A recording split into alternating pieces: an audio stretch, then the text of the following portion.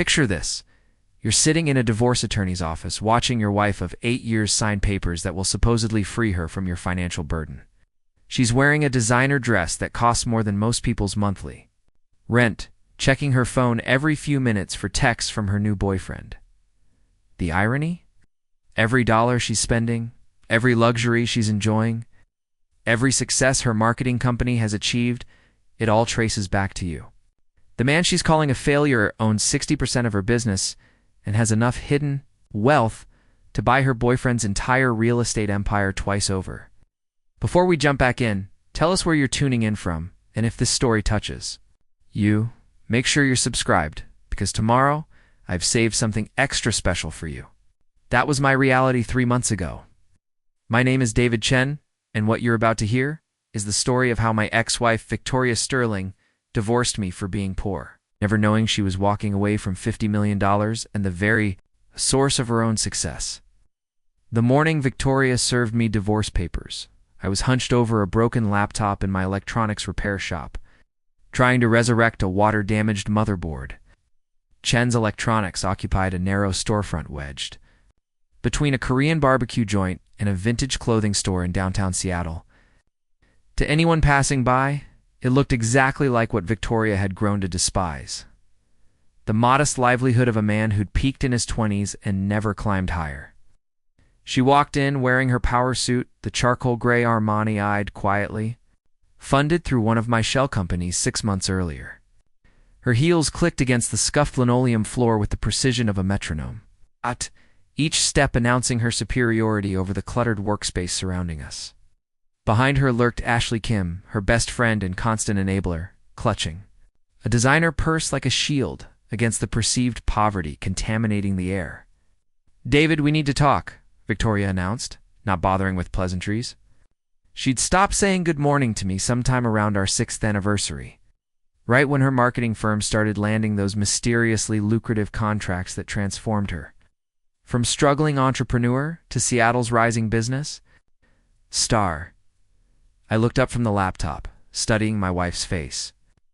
8 years of marriage had taught me to read her expressions like weather patterns. The tight line of her mouth, the way she avoided direct eye contact, the slight tremor in her voice that betrayed nervousness beneath the confidence she'd rehearsed this moment. "Let me guess," I said, setting down my screwdriver. "This is about Brandon Walsh." Her composure cracked just slightly. Ashley shifted uncomfortably, suddenly fascinated by a display of phone cases near the window. Victoria had always been terrible at hiding affairs, though she'd convinced herself otherwise. The late nights supposedly spent networking, the mysterious client dinners that required new outfits. The way she'd started pronouncing certain words differently, mimicking Brandon's East Coast accent. "This isn't about Brandon," she lied smoothly. "It's about us, about how we've grown in different directions. It's about the fact that I need a partner who shares my ambitions. It's not someone content to tinker with broken gadgets for the rest of his life." The papers she slid across my workbench were thick, prepared by Worthington and Associates, the most expensive divorce attorneys in the city. I recognized the firm name because I'd quietly funded several of their office renovations through my real estate investments. The irony wasn't lost on me that Victoria was using lawyers I'd essentially paid to dissolve our marriage. "You want a divorce because I'm poor?" I said, stating the obvious with calm acceptance that seemed to surprise her. "Don't make this about money, David. It's about potential. It's about drive. When we got married, I thought you had plans, dreams. Instead, you've been content to stay exactly where you are, while I've built something real. Something real." Victoria's marketing firm, Sterling and Associates, occupied 3 floors of a gleaming office tower in Bellevue. She employed 42 people and had landed contracts with tech giants, luxury brands, and development companies across the Pacific Northwest. What she didn't know was that I owned 60% of her business through a network of investment vehicles so complex that even my accountant, Maria Rodriguez, sometimes needed flowcharts to explain them. The contracts that had made Victoria's reputation, the connections that had elevated her firm from struggling startup to industry player, the financing that had allowed her rapid expansion, it all traced back to companies I controlled. Northwest Digital Holdings, my primary investment vehicle, It spent 3 years carefully orchestrating her success, feeding her firm clients and opportunities, while maintaining the illusion that her achievements were entirely self-made. I've seen what real success looks like now, Victoria continued, warming to her theme. Brandon's shown me what it means to think big, to take risks, to build something that matters.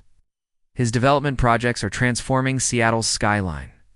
Brandon Walsh's Walsh Development Group had indeed transformed Seattle's skyline, primarily using financing from pension funds and investment groups that I controlled through multiple shell companies.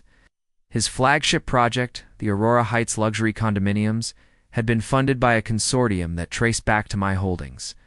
Brandon thought he was a self-made real estate mogul. In reality, he was a well-dressed puppet whose strings I'd been pulling for 2 years. Ashley finally spoke up, her voice dripping with practiced sympathy. David, you're a sweet guy, but Victoria needs someone who can match her energy, her vision, someone who's going somewhere in life.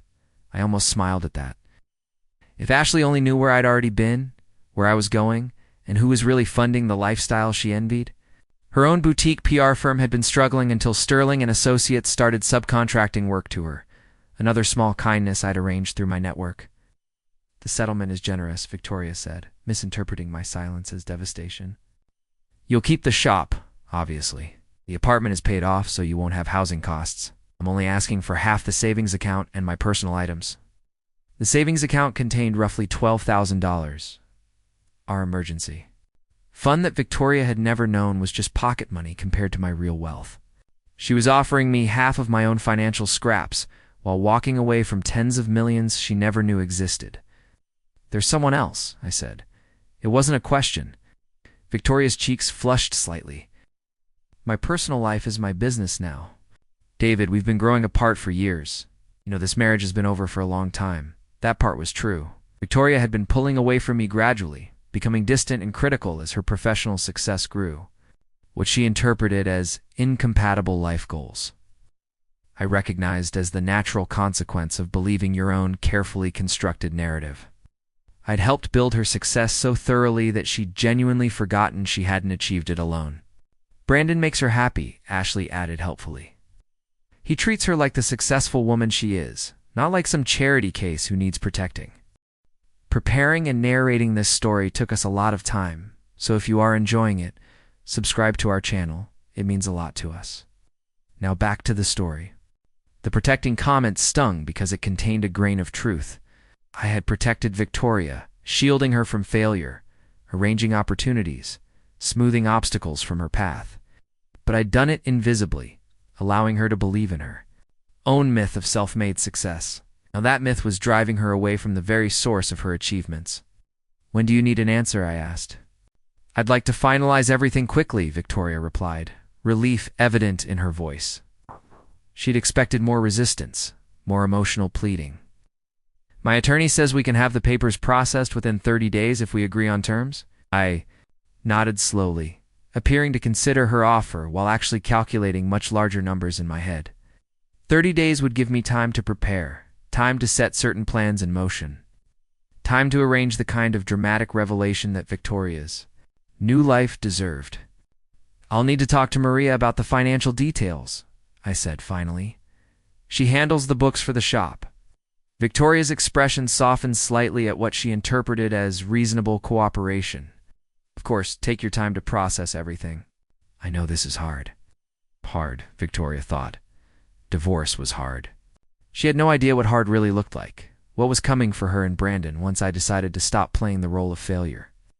She was about to discover that sometimes the most dangerous person in the room is the one everyone underestimates.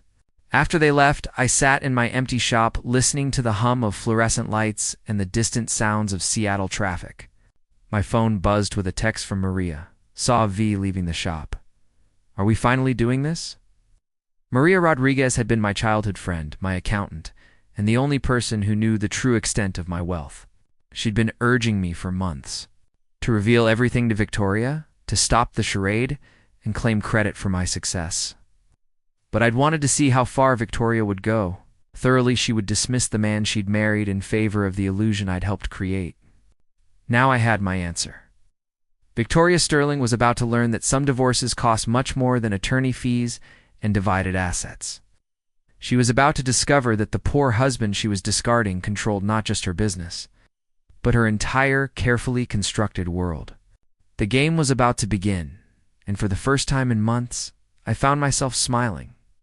Maria arrived at my shop 20 minutes later, carrying 2 cups of coffee from the Ethiopian place next block. She'd been doing this for 15 years, showing up whenever I needed to think through complicated situations. What started as childhood friendship had evolved into an unshakable business partnership built on absolute trust and shared secrets. "So she actually did it," Maria said, settling into the plastic chair I kept behind the counter for visitors. Her dark eyes studied my face, reading emotions I'd learned to hide from everyone else. "How are you handling this?" "Better than expected," I admitted, pulling up the divorce papers on my tablet. "Look at what she's asking for." Maria scanned the settlement terms, her eyebrows rising higher with each line. As my accountant, she knew exactly how laughable Victoria's demands were. Half of $12,000. The apartment she'd never realized was owned outright by one of my holding companies. Personal items she'd purchased with money that ultimately came from my investments. "David, this is insane." She's asking for crumbs while walking away from an empire she doesn't even know exists. Maria leaned forward, her voice dropping too. A whisper despite the empty shop. "Could end this right now. Show her the Northwest Digital Holdings portfolio. Show her the Sterling and Associates ownership structure. Show her who really funded Brandon's projects." "Not yet," I said, surprising myself with how calm I sounded. "Want to see how deep this goes first." The truth was, I'd been watching Victoria's transformation for months, documenting each small betrayal, each casual dismissal of our shared history. The woman I'd married 8 years ago had possessed genuine warmth and ambition tempered by kindness. Success had changed her, but not in ways I'd anticipated. Instead of growing more confident, she'd become insecure about her achievements, constantly comparing herself to other successful women in Seattle's business community. Now that insecurity had made her vulnerable to Brandon Walsh's particular brand of manipulation. He'd positioned himself as a mentor figure, someone who could teach her to think bigger, dream larger, operate at a more sophisticated level. What Victoria didn't understand was that Brandon's own success depended entirely on financing he'd never traced back to its true source. "There's something else," Maria continued, pulling out her phone. "Ashley Kim called Sterling and Associates. This morning, she's been telling people around town that Victoria's divorce is amicable, that you're being mature about everything, that you both realize you've grown apart." I almost laughed. Ashley had always been Victoria's public relations manager, crafting narratives that painted her friend in the most favorable light possible. The idea that I was gracefully accepting my role as the discarded husband probably fit perfectly with their shared story about Victoria outgrowing her modest beginnings. "What's Brandon's involvement in all this?" I asked. Maria's expression darkened. "That's where it gets interesting. I've been monitoring his social media accounts, his business communications, the usual digital footprint analysis we do for due diligence. He's been planning this for months, David. Screenshots of texts with Victoria from back in January, restaurant receipts from February, hotel bookings that coincide with her supposed business trips." She showed me her phone screen displaying a timeline she'd constructed of Brandon and Victoria's relationship. The evidence painted a picture of systematic seduction, with Brandon positioning himself as everything Victoria's husband wasn't: wealthy, connected, ambitious, sophisticated. "He's been studying you," Maria continued. "Your routines, your business, your relationship with Victoria. Look at this." The next screen showed Brandon's LinkedIn activity from the past 6 months. He'd been researching electronics repair businesses, reading articles about small business ownership struggles, even following social media accounts of similar shop owners. He'd crafted his entire approach around contrast, making sure Victoria saw him as the opposite of her current situation. "Doesn't know about your real business," Maria observed. "But he definitely knows how to make you look small by comparison." That evening, I drove to Pike Place Market to clear my head and think through my next moves. Seattle's waterfront at sunset had always helped me process complex decisions, and this situation required careful planning. As I walked past the fish, vendors and flower stalls. My phone buzzed with a text from Victoria. Thank you for being mature about everything. I know this isn't easy, but I think we'll both be happier in the long run. The message irritated me more than I expected. Victoria's assumption that I was devastated, that I needed consoling. Her departure represented some crushing blow to my world. It revealed how completely she'd bought into Brandon's narrative about our incompatible lives. I was composing a neutral response when another text arrived, this one from an unknown number. Hey man, just wanted to say, no hard feelings. Victoria speaks really highly of you. Maybe we can grab a beer sometime, and I can share some business. Insights that might help with the shop? Brandon Walsh. The man was actually offering to mentor me. To help the poor electronics repair guy learn about real business success? The audacity was breathtaking, but also useful. His condescension would make the eventual revelation that much more satisfying. Instead of responding immediately, I decided to visit Brandon's latest project. Aurora Heights occupied 6 blocks of what used to be an industrial district south of downtown, transformed into gleaming condominiums with views of Elliott Bay. Construction crews were working under floodlights, putting finishing touches on the penthouse level. I parked across the street and watched the activity, thinking about the financing structure that had made this project possible. Brennan believed he'd secured funding from East Coast investors, pension funds, and development consortiums. In reality, every dollar had been filtered through companies I controlled. Investments designed to appear completely independent while serving my broader strategy. The project coordinator emerged from the construction trailer, checking his tablet, and barking orders at the crews. I recognized him as Tommy Reeves, a project manager I'd worked with on 3 previous developments. Tommy had no idea his ultimate boss was sitting in a beat-up Honda across the street wearing work clothes and planning the kind of surprise that would reshape everyone's understanding of Seattle's business landscape. My phone rang. Victoria's name appeared on the screen. David. I hope you're not angry about Brandon's text. It's just trying to be friendly, to make this transition easier for everyone. I'm not angry, I said truthfully. Actually, I think meeting him might be a good idea. The silence on Victoria's end stretched long enough that I wondered if the call had dropped. Really? You'd be willing to do that? Why not? You've moved on. He's important to you now. It makes sense that we should try to be civil. That's very mature of you, David.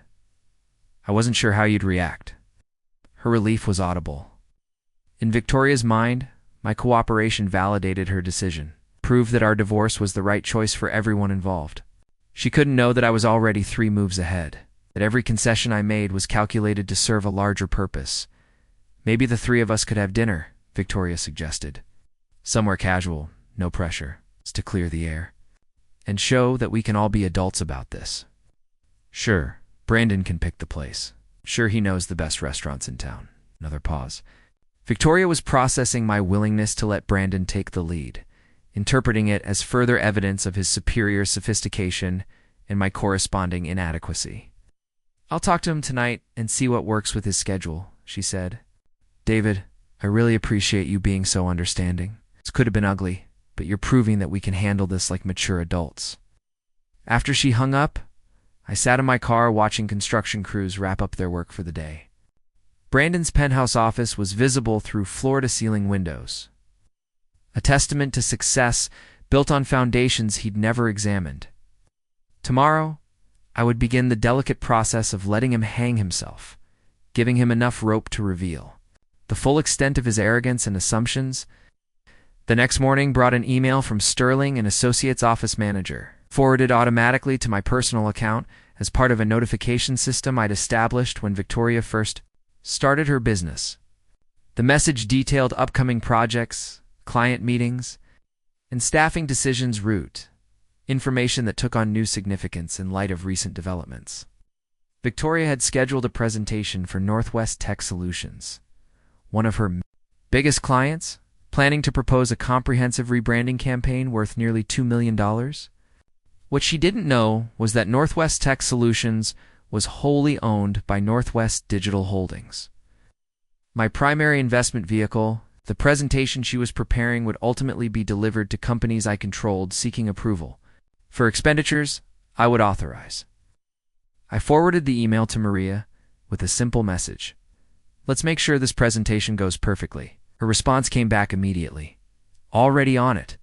Should we schedule some feedback sessions with the client to really showcase Victoria's expertise? Absolutely. Let's make sure she shines. This was the delicate balance I'd maintained for 3 years, supporting Victoria's success, while remaining invisible, ensuring her achievements were real enough to build genuine confidence while never revealing the hidden architecture that made them possible. Now that same system would serve a different purpose, creating the kind of dramatic revelation that would reshape everyone's understanding of power, success, and hidden influence. Brandon Walsh thought he was competing with a small business owner who repaired laptops for $20 fees. Victoria believed she was leaving a husband who'd never matched her professional ambitions. Ashley Kim spread stories about Victoria's generous divorce settlement and mature handling of an unfortunate mismatch. None of them suspected that the man they pitied controlled more wealth than all their families combined, that the business success they celebrated had been carefully orchestrated from the beginning, or that their new chapter was about to become the final act of a much larger story. The game was accelerating, and I was ready to start playing seriously. The dinner invitation came through Victoria 2 days later, delivered with the kind of forced enthusiasm that suggested she'd rehearsed the conversation multiple times. Brandon had chosen Canlis, Seattle's most exclusive restaurant, perched on Queen Anne Hill with panoramic views of the city and sound. The reservation was for 8 o'clock on Friday evening, a power dinner slot that spoke to Brandon's need to demonstrate his status and connections. I spent Thursday afternoon researching Canlis's ownership structure, a habit that had become second nature whenever entering new social or business situations. What I discovered added another layer of irony to Brandon's choice: the restaurants. Recent expansion had been partially financed through a hospitality investment fund controlled by Northwest Digital Holdings.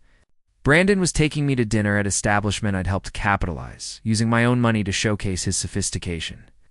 Friday evening arrived gray and drizzling, typical Seattle weather that turned the city's lights into watercolor smears.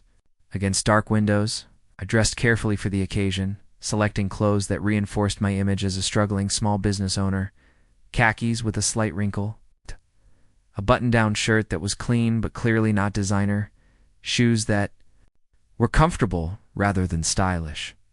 The costume of mediocrity had served me well for 3 years. Tonight it would be crucial for maintaining the illusion until I was ready to shatter it completely. Canlis occupied a mid-century modern building that commanded views from Elliott Bay to the Cascade Mountains. As I approached the entrance, I could see Victoria and Brandon already seated at a prime table near the windows, their body language radiating the confidence of people accustomed to the restaurant's rarefied atmosphere. Victoria wore a black dress I recognized as new, probably purchased specifically for this dinner to signal her transformation from the wife of an electronics repair shop owner to the partner of a successful developer. The hostess led me through the dining room, past tables occupied by tech executives, politicians, and old-money Seattle families. Several diners glanced up as I passed, their expressions registering the subtle markers that identified me as someone who didn't quite belong in this environment. My clothes, my posture, my general presentation, everything about me screamed middle-class struggle in a room designed for the wealthy and powerful. David, Victoria stood as I approached their table, her smile bright but strained around the edges. You found it okay? Google Maps, I replied simply, settling into the chair across from them. The table placement wasn't accidental. Brandon and Victoria sat side by side, presenting themselves as a united front, while I occupied the position of supplicant or outsider seeking acceptance. Brandon extended his hand across the table, his grip firm and deliberate in the way of men who'd practiced their handshakes to communicate dominance. Great to finally meet you, David. Victoria's told me so much about you. He was younger than I'd expected, probably 32 or 33. With the kind of artificially casual appearance that cost thousands of dollars to achieve. His hair was perfectly styled to look slightly messy, his shirt expensive enough to seem effortless, his watch understated but clearly luxury. Everything about Brandon Walsh had been calculated to project success without appearing to try too hard. Likewise, I said, studying his face for tells. Congratulations on Aurora Heights. I drive past the construction site sometimes. Impressive project. Brandon's eyes lit up at the mention of his development. Thanks, man. It's been a challenging build, but we're pushing the boundaries of what's possible in Seattle's market. Mixed-use luxury residential with integrated smart building technology, sustainable design principles, the whole package. Must be expensive. To build something like that, I observed, projecting the kind of naive curiosity expected from someone unfamiliar with high-level development projects. Oh, absolutely. We're talking about a $120 million project. The financing alone required relationships with institutional investors, pension funds, development banks. It's not the kind of thing you can bootstrap from personal savings. Victoria beamed at Brandon's casual mention of the astronomical figures, clearly impressed by his ability to operate at such rarefied levels. What she couldn't know was that 60% of Aurora Heights financing had originated from investment vehicles I controlled, channeled through enough intermediary companies to make the money's true source invisible to casual investigation. Victoria mentioned you work with electronics, Brandon continued, his tone carefully neutral in the way people discuss unimportant hobbies. That must be satisfying work, fixing things for people. It pays the bills, I replied, playing my role perfectly, though I imagine it's nothing compared to reshaping Seattle's skyline. Well, we all contribute in our own ways, Brandon said with practiced magnanimity. The city needs people at every level, from small business owners to major developers. Everyone plays a part. The condescension was expertly delivered, wrapped in enough apparent respect to avoid seeming overtly insulting. Brandon had mastered the art of diminishing people while maintaining plausible deniability. It's a skill that probably served him well in business negotiations and social manipulations. Our server approached, a young woman who recognized Brandon immediately, and addressed him with the deference reserved for valued regular customers. Good evening, Mr. Walsh. Should I bring your usual appetizer selection? Actually, let's let David choose tonight, Brandon replied, gesturing toward me with theatrical generosity. What looks good to you, man? The menu was leather-bound, and featured prices that would represent a significant expense for someone operating a modest repair shop. I scanned the options, noting that Brandon was testing me, waiting to see how I'd handle the financial pressure of ordering at a restaurant. Far beyond my supposed means. The salmon looks interesting, I said, selecting one of the more moderately priced entrees, and maybe just water to drink. Come on, Victoria interjected, her voice carrying a note of embarrassment. David, have a glass of wine? This is a celebration, not a business meeting. She was trying to save face, worried that my modest order would reflect poorly on her in front of Brandon. The dynamics playing out at our table revealed everything about how she now viewed our relationship and her new position in Seattle's social hierarchy. I'll have whatever you're having, I said, deferring to Brandon's expertise. The 98 Barolo is exceptional tonight, he said, signaling the sommelier. We'll do a bottle for the table. I recognized the wine from previous research into high-end restaurant operations. The 1998 Barolo would cost more than most people spent on groceries in a month. Another casual display of Brandon's financial resources and sophisticated tastes. As we waited for our drinks, Victoria launched into an enthusiastic description of her latest marketing campaigns, clearly eager to demonstrate her professional success to both men at the table.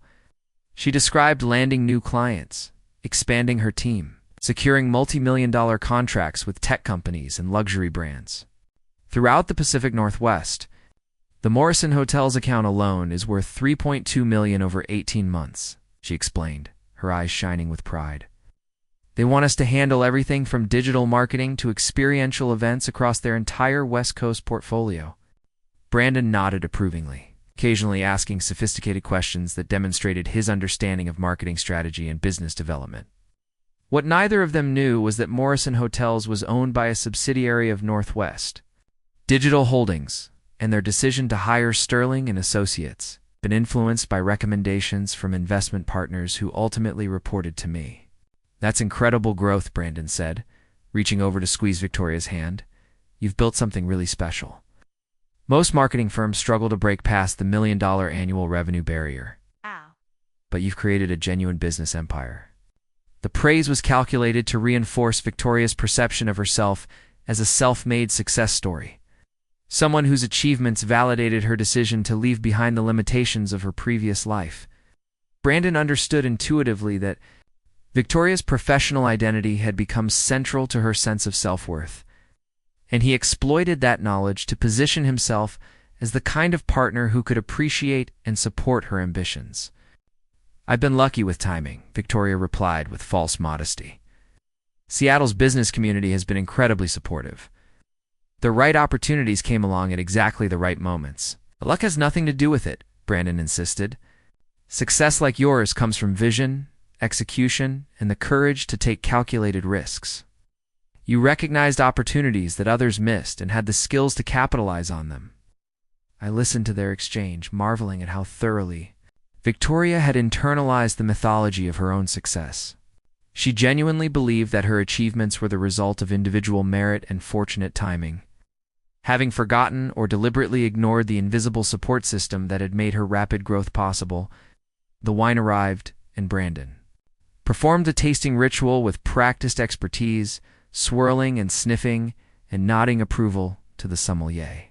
The 1998 Barolo was indeed exceptional, though I'd tasted it numerous times at business dinners hosted by companies in my investment portfolio.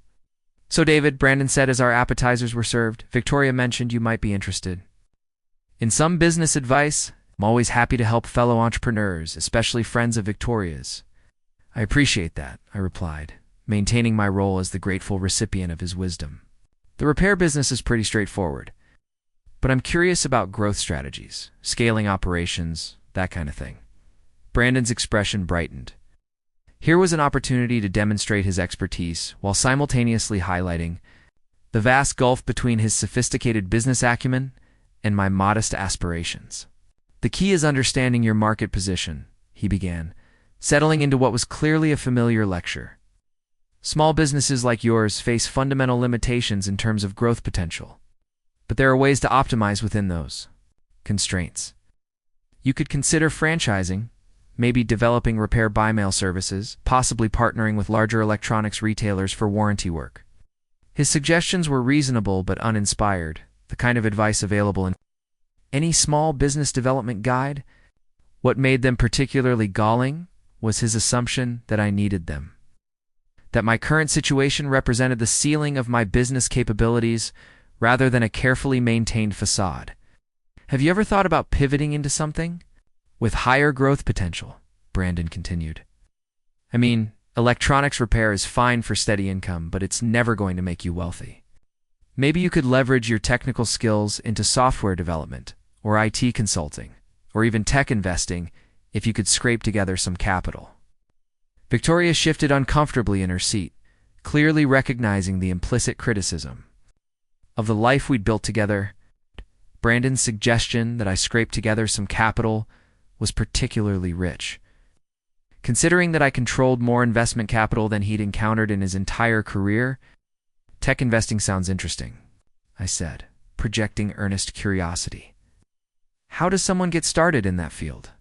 "Well, you need significant capital to begin with," Brandon explained, warming to his subject. "We're talking minimum investments of $50,000 to $100,000 just to get noticed by serious funds. Then you need industry connections, deal flow, the ability to evaluate opportunities and management teams. It's not something you can just jump into from a repair shop background." The irony was so thick I could barely maintain my composure. Brandon was explaining the barriers to entry for an industry where I'd been operating successfully for over a decade, using capital requirements that represented pocket change compared to my actual investment portfolio. "But hey," he added with practiced encouragement, "everyone starts somewhere. Maybe you could begin by investing small amounts in public tech stocks, learning the fundamentals, building up capital over time. In 10 or 15 years, you might have enough saved to make some real investments." 10 or 15 years. Brandon was suggesting a timeline for me to achieve financial milestones I'd surpassed before Victoria and I had even gotten married. His condescension was so complete, so perfectly calibrated, that I found myself almost admiring its artistry. The main courses arrived, providing a brief respite from Brandon's mentoring session. As we ate, the conversation shifted to Seattle's social scene, coming charity events and mutual acquaintances in the business community. I listened carefully, cataloging names and connections, building a mental map of the social networks that Victoria and Brandon considered important. What struck me most forcefully was how thoroughly Victoria had embraced this new world, how completely she'd adapted her personality and priorities to match Brandon's expectations. The woman I'd married had been ambitious, but also kind, successful, but still grounded in genuine relationships and authentic values. The person sitting across from me had traded authenticity for acceptance, becoming someone who measured worth entirely through professional achievement and social status. As the evening wound down, Brandon insisted on paying the bill, a gesture that reinforced his position as the financially successful partner in this triangle. The total, including wine and tip, probably exceeded my shop's gross revenue for an entire week. Another reminder of the supposed economic gulf between us. "This was great," Brandon said as we prepared to leave. "David, I hope you'll take some of those suggestions seriously. You seem like a smart guy, and with the right guidance, there's no reason you couldn't build something bigger than what you've..." I really appreciate the advice," I replied, shaking his hand again. "Maybe we could do this again sometime." "Absolutely. Victoria's told me how mature you're being about everything. Not every guy could handle this situation with such class." As we walked toward the parking garage, I realized that Brandon genuinely believed he was being generous, that his condescension was actually kindness, that his advice represented valuable mentorship rather than insulting presumption. His self-image as a successful businessman helping a struggling entrepreneur was so complete that he couldn't recognize the absurdity of his position. Victoria hugged me goodbye, a gesture that felt more like sympathy than affection. "Thank you for tonight, David. I know this wasn't easy, but I think it's good that we can all be friends." I drove home through Seattle's quiet streets, processing everything I'd observed and learned during the evening. Brandon and Victoria's relationship was built on mutual reinforcement of carefully constructed identities, each partner validating the other's preferred self-image while remaining blind to the larger realities surrounding them. Tomorrow, I would begin the delicate process of dismantling their shared illusions, revealing the true structure of power and influence that shaped their supposedly self-made success. The dinner at Canlis had been their high-water mark, the moment when their confidence and condescension reached its peak. Everything that followed would be descent. The morning after dinner at Canlis, I woke up with absolute clarity about what needed to happen next. 3 years of careful orchestration had reached its natural conclusion. Victoria and Brandon had revealed themselves completely, demonstrated beyond any doubt that their arrogance and condescension knew no bounds. The time for playing weak had ended. I called Maria from my apartment kitchen while brewing coffee, watching Seattle's morning commuter traffic stream past my window. The city looked different somehow, as if my decision to finally act had shifted. My perspective on everything around me. Buildings that had seemed ordinary the day before now appeared as assets in a portfolio. Businesses as investments requiring oversight, the entire urban landscape as a network of interconnected ventures. I influenced from the shadows. "It's time," I said, when Maria answered on the second ring. "Thank God," she replied without hesitation. "I've been waiting for this call for 6 months. What's the timeline?" "Fast. I want everything to happen within 2 weeks.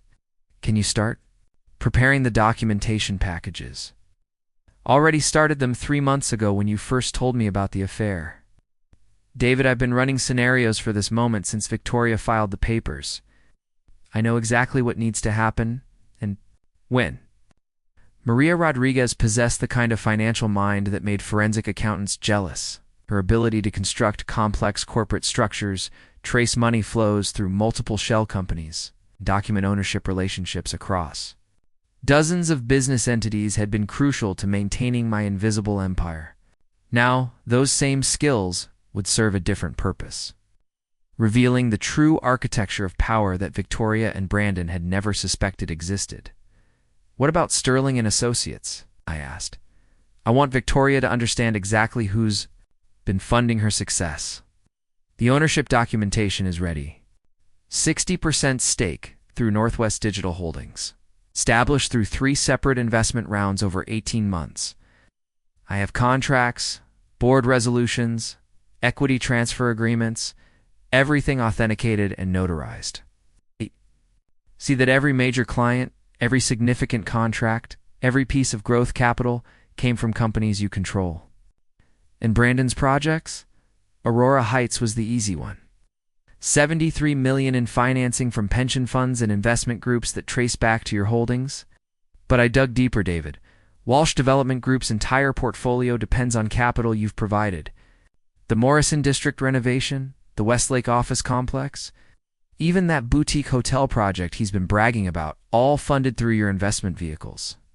The scope of Brandon's dependence on my capital was even more extensive than I'd realized. His entire reputation as a successful developer, every project that had built his credibility in Seattle's real estate community, existed because of money I'd channeled through carefully structured investment funds. He wasn't just unknowingly competing with me for Victoria's affections. He was literally using my resources to do it. There's more, Maria continued, her voice taking on the excited tone she always developed when discussing particularly elegant financial arrangements. Remember that hospitality fund we established last year? It's the one that invested in restaurants and entertainment venues across the city? Of course, Canlis was part of that portfolio, right? But so were 15 other establishments where Victoria and Brandon have been conducting their affair. The wine bar where they had their first official date, the boutique hotel where they spent weekends together, even that private dining room at Metropolitan Grill where Victoria celebrated, signing her biggest client. They've been using your money to fund their entire relationship. The irony was so perfect, it almost seemed scripted. Victoria and Brandon's romance, their elaborate dinners and luxury getaways, their celebrations of business success and personal milestones had all been subsidized by the man they viewed as a failure. They'd been living inside a carefully constructed environment of my creation, mistaking my generosity for their own good fortune. What about Ashley Kim? I asked. She's been spreading stories around town about how mature I'm being about the divorce. Her PR firm depends on subcontracts from Sterling and Associates for about 40% of their revenue. When Victoria's business implodes, Ashley's going down with her. But I thought you might want to handle that situation personally. I did want to handle Ashley personally. Her role in encouraging Victoria's transformation, her constant validation of Brandon's superiority, her casual dismissal of our marriage as an unfortunate mismatch deserved special attention. Ashley had appointed herself the narrator of Victoria's success story, crafting a mythology that erased my contributions while positioning Victoria as a self-made entrepreneur who'd outgrown her modest beginnings. I need to visit the Sterling and Associates office today, I said. Can you arrange for me to have access? You mean as the majority owner? Exactly. I want to see their operations firsthand, understand how they've been spending my investment capital, review their client relationships and strategic planning. It's time to conduct a proper audit of my asset. Maria laughed, the sound carrying genuine delight at the prospect of finally revealing our 3-year deception. This is going to be beautiful, David. They have no idea what's coming.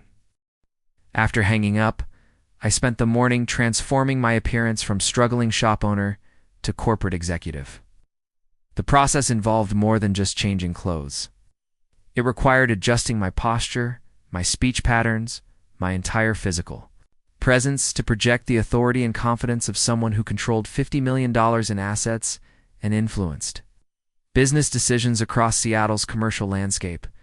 The suit I selected was custom-tailored, purchased 6 months earlier, but never worn. Hanging in my closet alongside other elements of my real identity that I'd kept hidden for 3 years, Italian leather shoes, Swiss watch, platinum cufflinks, the accessories of wealth and power that would help Victoria and her employees understand that their assumptions about David Chen had been completely wrong. Sterling and Associates occupied the 32nd through 34th floors of the Columbia Center, Seattle's tallest building and a symbol of the city's economic ambitions. As I rode the elevator to Victoria's offices, I reflected on how appropriate the location was for this revelation. Victoria had always been attracted to symbols of success, and her choice of prestigious office space had been partially motivated by the image it projected about her business and personal achievement. The reception area was expensively furnished with modern art, designer furniture, floor-to-ceiling windows offering panoramic views of Elliott Bay and the Olympic Mountains. Victoria had spared no expense in creating an environment that would impress clients and reinforce her firm's reputation for sophistication and creative excellence. The receptionist, a young woman named Sarah, whom I recognized from company social media posts, looked up as I approached her desk. Her expression registered confusion as she tried to reconcile my expensive appearance with her preconceptions about Victoria's soon-to-be's husband. "Good morning," I said, my voice carrying the quiet authority I'd developed over years of high-stakes business negotiations. "I'm David Chen, majority owner of Sterling & Associates. I'd like to conduct an inspection of the facilities and review current operations." Sarah's confusion deepened, her eyes darting toward Victoria's corner office as if seeking guidance. "I'm sorry, Mr. Chen, but there must be some mistake. Victoria Sterling is the owner of this company." "I don't understand what you mean by majority owner." "I understand the confusion," I replied calmly, removing a leather portfolio from my briefcase. "These documents explain the ownership structure. Sterling & Associates is 60% owned by Northwest Digital Holdings, which I control. Ms. Sterling is the CEO and minority partner, but I am the primary investor and decision-maker regarding strategic direction." I handed Sarah a folder containing copies of the incorporation documents, equity agreements, and board resolutions that established my controlling interest in Victoria's firm. The papers were pristine, officially notarized, and utterly damning. In their clarity about who actually owned the business, Victoria considered her greatest achievement. Sarah's hands trembled slightly as she reviewed the documents, her eyes widening with each page. The legal language was complex, but the basic facts were unmistakable. David Chen, through his investment company, owned the majority of Sterling & Associates and possessed ultimate authority over its operations and strategic decisions.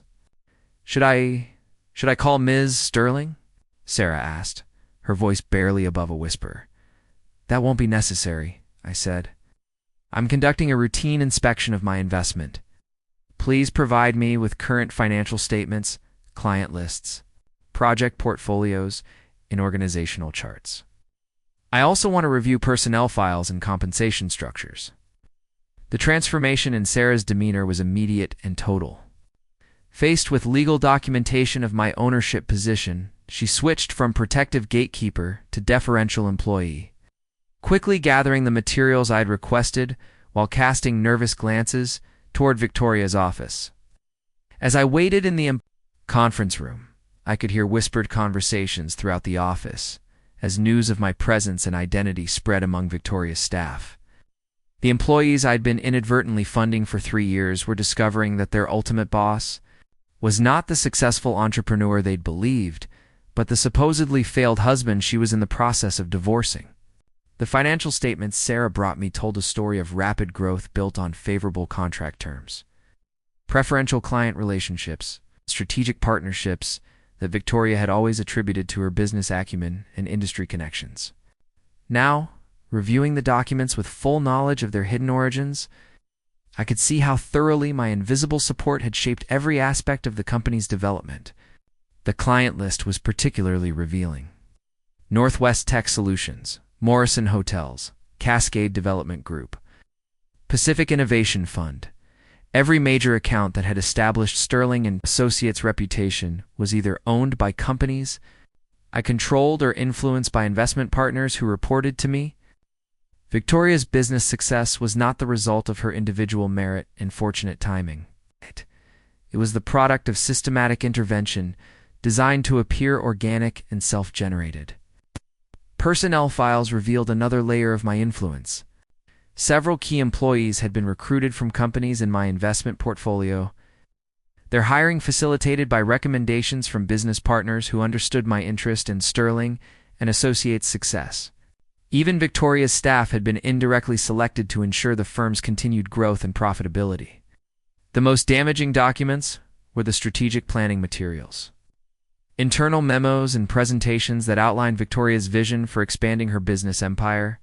Every growth initiative, every new market opportunity, every ambitious project she'd proposed depended on resources and relationships that traced back to my investment network. Her 5-year plan was essentially a blueprint for spending my money and leveraging my connections while taking full credit for the results. I was reviewing quarterly profit reports when Victoria's voice echoed from the reception area, sharp with confusion and growing anger. "What do you mean David's here? David doesn't come to my office?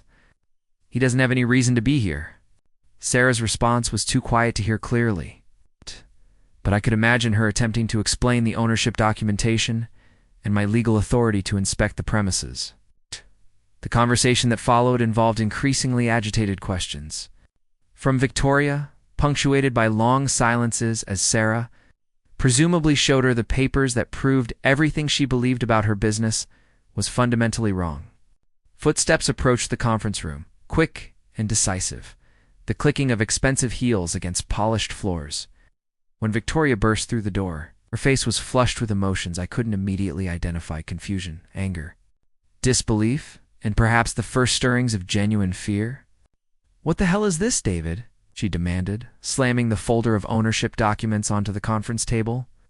"What kind of sick joke are you playing?" "No joke," I replied calmly, not bothering to look up from the financial statements. I'm conducting an inspection of my business investment. As majority owner of Sterling & Associates, it's my responsibility to ensure proper management and strategic direction." Majority owner? That's insane. I built this company from nothing. I own Sterling & Associates. These documents have to be forgeries.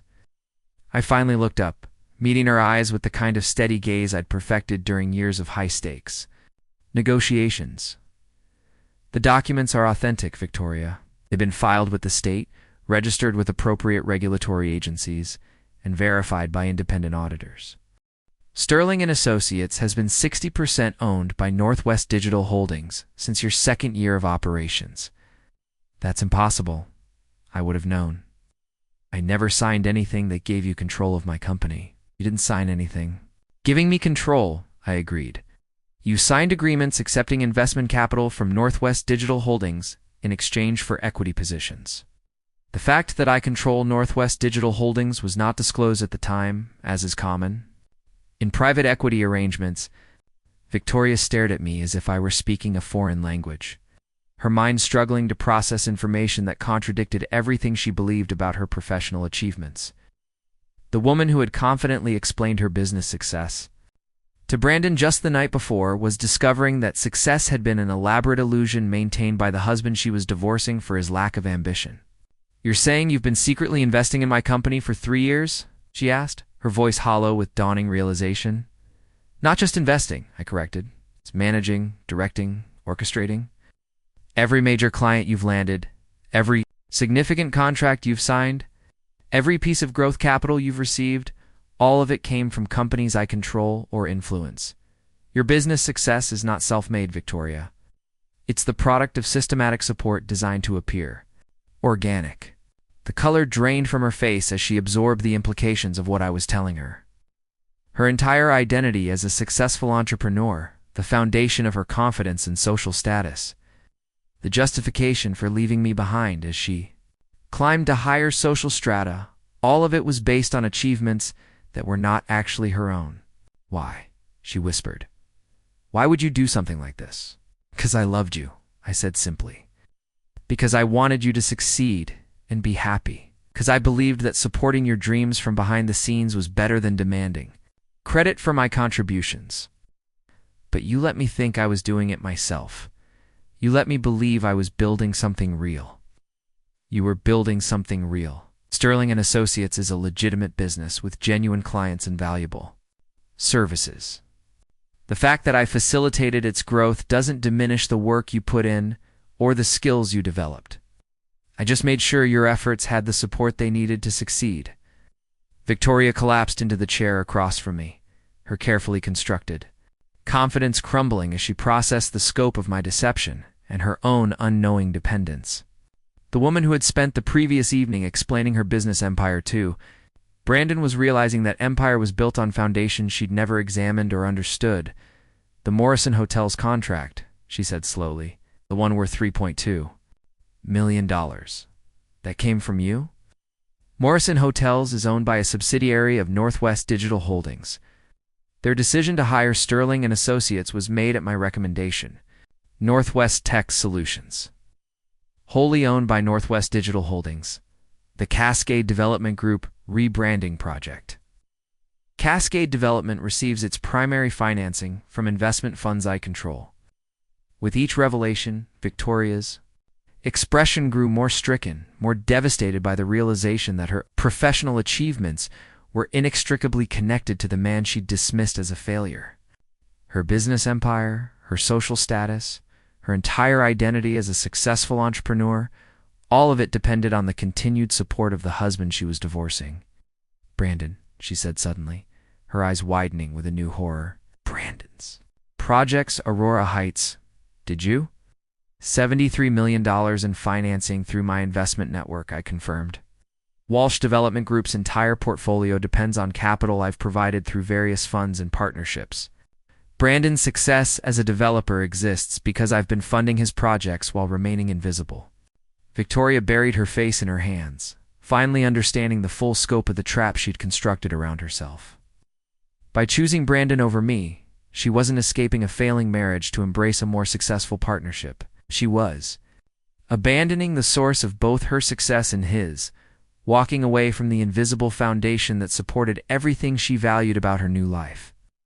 "You could have told me," she said, her voice muffled by her hands. "At any point in the last 3 years you could have explained what you were doing. Why did you let me go through with the divorce? Why didn't you stop me from making this mistake?" "Because I wanted to see how far you'd go," I replied, my voice hardening slightly. "I wanted to understand whether the woman I married still existed, somewhere beneath the persona you'd created, whether success and social status mattered more to you than love and loyalty. You've answered that question definitively." "David, I didn't know. If I'd understood what you were doing, how much you were supporting me, I never wouldn't have dismissed me as a failure, wouldn't have had an affair with Brandon, wouldn't have filed for divorce because you thought I was holding you back from achieving your potential." I leaned forward, my voice dropping to just above a whisper. "Victoria, you spent 8 months systematically destroying our marriage while using my money to build a new life with another man. The fact that you didn't know the money was mine doesn't make the betrayal less complete." She looked up at me with tears in her eyes, seeing perhaps for the first time the man she'd actually married. Rather than the caricature she'd constructed to justify her actions, the successful businessman sitting across from her bore little resemblance to the struggling shop owner she'd been divorcing, and the gap between her perceptions and reality was finally becoming clear. "What happens now?" she asked. "To the business? To everything we built?" "That depends," I said, gathering the financial documents I'd been reviewing.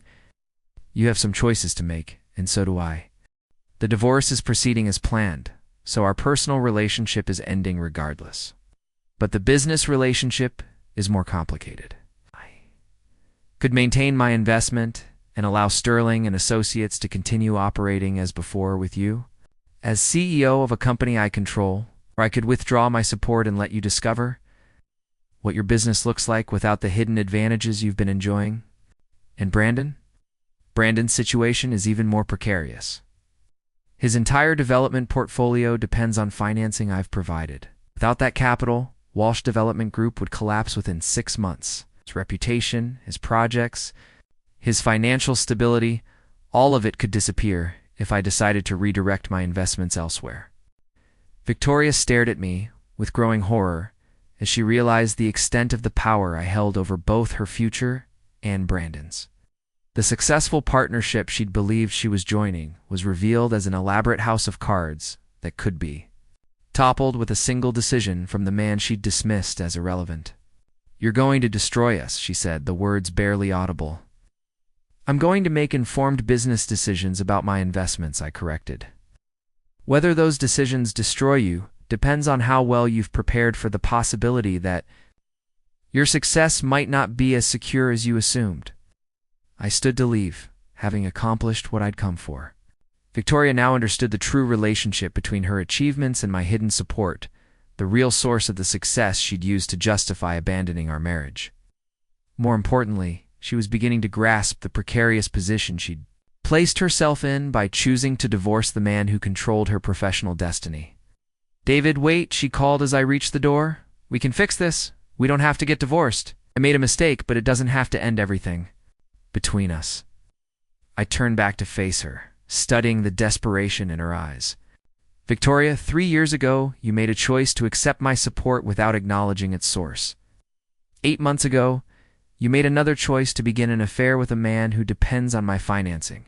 2 weeks ago, you made a third choice to divorce me because you believed I was holding you back from achieving your potential. Each of those choices revealed something about your character and your values. The fact that you're only reconsidering now, when you understand the financial implications, tells me everything I need to know about what really matters to you. That's not fair. I didn't know what you were doing. I couldn't make informed decisions without accurate information." "You're right," I agreed. "You didn't have accurate information about my business activities, but you had complete information about our relationship, our history together, and the kind of man I am. You chose to prioritize professional success and social status over loyalty and love. That choice wasn't based on incomplete financial disclosure. It was based on your fundamental values and priorities." I left Victoria sitting alone in the conference room of her own company, surrounded by documents that proved her greatest professional achievements had been secretly orchestrated by the man she was divorcing. The revelation was devastating, but it was only the beginning. Brandon still didn't know about my role in his success. Ashley remained unaware that her PR firm depended on businesses I controlled. And the broader Seattle business community had no idea that the supposedly amicable divorce they'd been hearing about was actually the prelude to a dramatic reshuffling of power and influence. The next phase would be even more satisfying. Victoria's humiliation was personal and private, contained within the walls of her office and the confines of her own self-perception. What came next would be public, visible to everyone who had accepted the narrative of her self-made success and Brandon's business acumen. Seattle was about to discover that appearances could be profoundly deceiving, that assumed failures might actually be hidden successes, and that the city's business community was smaller and more interconnected than anyone had suspected. The careful facade I'd maintained for 3 years was about to crumble completely, revealing the true architecture of wealth and power that had been operating in plain sight while remaining effectively invisible. The game was almost over, and I was ready to claim victory. The Seattle Business Journal received an exclusive interview request from David Chen, CEO of Northwest Digital Holdings, on a Tuesday morning that would reshape the city's understanding of its business landscape forever.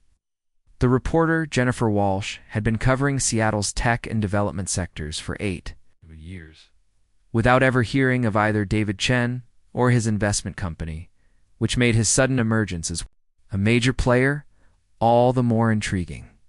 The interview took place in the penthouse conference room of the Columbia Center. It's the same building where Victoria's marketing firm occupied 3 floors 30 stories below. David sat across from Jennifer wearing the same expensive suit he'd worn to confront Victoria, his demeanor calm and professional as he prepared to reveal the scope of his business empire to the public for the first time. "Mr. Chen, your company has operated remarkably quietly for someone controlling such extensive investments throughout the Pacific Northwest." Jennifer began, her recorder capturing every word. "What made you decide to go public now?" "Personal circumstances have changed," David replied simply. "I'm going through a divorce, which requires greater transparency about my business holdings and financial position. I thought it was time Seattle understood the actual structure of some investments they've been seeing for years."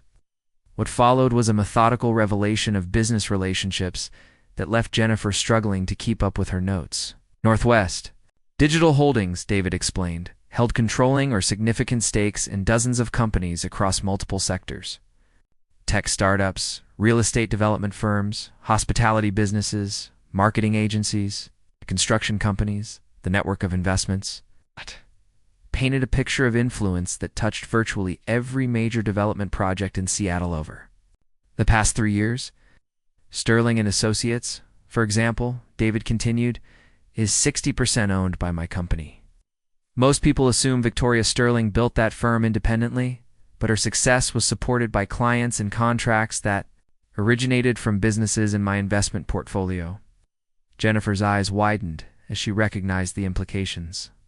Victoria Sterling had been featured in Seattle Business Journal twice in the past year as one of the city's rising female entrepreneurs. Her marketing firm held up as an example of homegrown business success. The revelation that her achievements were secretly funded by her soon-to-be ex-husband would send shockwaves through Seattle's business community. And Walsh Development Group, Jennifer asked, thinking of Brandon Walsh's recent profile in the paper celebrating his role in transforming Seattle's skyline. Approximately $73 million in financing for their flagship project, Aurora Heights, came through investment funds I control. Mr. Walsh believes his financing originated from East Coast institutional investors, but the money actually flowed from pension funds and development partnerships that trace back to Northwest Digital Holdings. The interview continued for 2 hours as David systematically revealed the hidden architecture of his business empire. By the time Jennifer left the Columbia Center, she possessed enough information to write the most explosive business story of her career, one that would force Seattle to reconsider everything they thought they knew about recent development projects and business success stories. The article, published 3 days later, under the headline, "The Invisible Empire: How One Man Secretly Shaped Seattle's Business Landscape." Within hours of publication, David's phone began ringing with calls from reporters, business partners, and shocked acquaintances who were discovering that the quiet electronics shop owner they'd known was actually one of Seattle's most influential investors. Victoria called at 8 in the morning, her voice shaking with a combination of rage and panic. "You destroyed me, David. Everyone's calling, asking questions about Sterling and Associates, about whether my success was real, about what's going to happen to my business now that you've exposed everything." "I told the truth about my investments," David replied calmly. "Your business success was real, Victoria. The clients you served received genuine value. The campaigns you created achieved their objectives. The team you built delivered professional results. The fact that I facilitated those opportunities doesn't negate the work you did. But nobody will see it that way. They'll think I'm a fraud, that everything I built was handed to me by my husband. My reputation is ruined. Your reputation was built on incomplete information. Now Seattle has the complete picture. What people think about that information is up to them." Brandon's reaction was even more dramatic. He arrived at David's electronics shop that afternoon, his usual composure completely shattered by the revelation that his entire development career had been unknowingly funded by the man he'd been condescending to over dinner at Canlis. "You son of a bitch," Brandon said, his face flushed with humiliation and anger. "You played me. You sat there listening to me give you business advice while knowing you controlled the money that made my projects possible. I listened to you. Explain how someone like me could never succeed in real estate development," David corrected, not looking up from the laptop he was repairing. "You were quite detailed about the barriers to entry, the capital requirements, the industry connections necessary for success. It was educational to hear your perspective on a business where I've been operating successfully for over a decade. Why didn't you say anything? Why let me make a fool of myself? Because I wanted to understand who you really were beneath the polished exterior. You showed me exactly the kind of man Victoria was choosing over our marriage. Someone who measures worth entirely through financial success and social status, who treats other people as either useful connections or irrelevant obstacles." Brandon stared at David with dawning horror as he realized the full implications of his situation. Without David's continued financing, Walsh Development Group would collapse. The projects that had built his reputation would remain half-finished. The investors who trusted him would lose millions, and his career as Seattle's rising development star would end in spectacular failure. "What do you want?" Brandon asked, his voice hollow. "Money? An apology? What's it going to take to keep my projects funded?" "Nothing," David replied, finally looking up from his work. "I don't want anything from you, Brandon. Your projects will continue to receive financing as long as they remain profitable investments. My business decisions aren't based on personal relationships or emotional considerations. They're based on financial returns and strategic value." The relief on Brandon's face was immediately replaced by confusion. "You're saying you'll keep funding my developments, even after everything that's happened?" I'm saying Northwest Digital Holdings will continue making sound investment decisions based on market analysis and profit potential. If your projects meet those criteria, they'll receive support.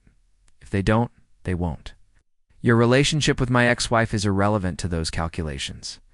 This was perhaps the cruelest revelation of all, that David's revenge didn't require destroying Brandon's business empire, because Brandon had never actually built one. His success was entirely dependent on the continued goodwill of someone he'd dismissed as a failure. And now he would have to live with the knowledge that every future achievement existed only because David allowed it to continue. Ashley Kim's PR firm folded within 2 weeks as clients fled in droves. Once they understood her primary revenue source had been subcontracts from a marketing firm owned by David Chen. Her attempts to distance herself from Victoria's scandal only highlighted how thoroughly her business had depended on connections she'd never recognized or appreciated. The broader Seattle business community struggled to process the implications of David's revelations.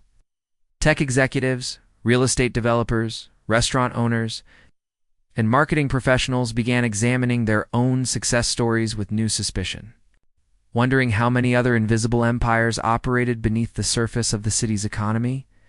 Victoria Sterling and Associates survived the scandal, but in a dramatically reduced form. Major clients terminated their contracts rather than risk association with the controversy. Talented employees departed for competitors, and new business dried up as the market questioned the firm's actual capabilities.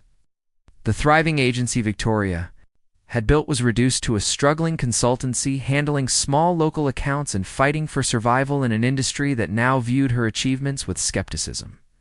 6 months after the divorce was finalized, David received a letter from Victoria. The handwriting was shaky, the tone desperate, asking if there was any way to rebuild what they'd destroyed. She'd learned, she wrote, that success without authentic relationships was hollow. That professional achievements meant nothing without someone to share them with. That she'd made the biggest mistake of her life by choosing status over love. David read the letter twice, then filed it away without responding. Some bridges once burned couldn't be rebuilt. Some choices once made couldn't be unmade. Victoria had revealed her true priorities when she thought he was powerless to affect her future.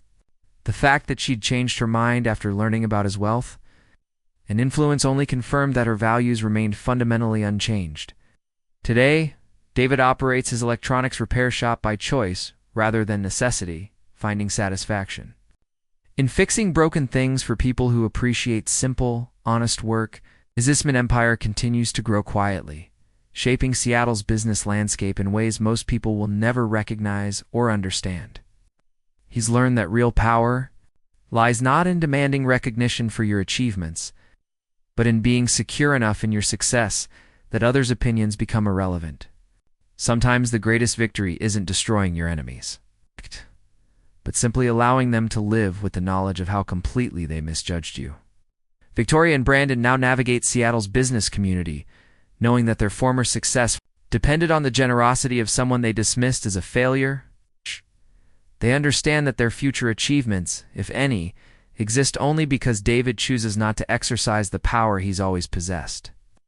The city has largely forgotten the scandal, moving on to newer business stories and fresh controversies, but the lesson remains for those who care to learn it.